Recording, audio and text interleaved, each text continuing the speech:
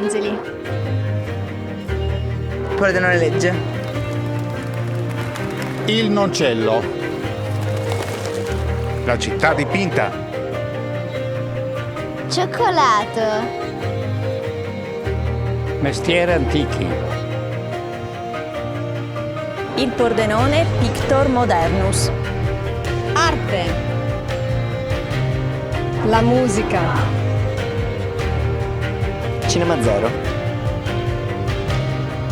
Fumetti.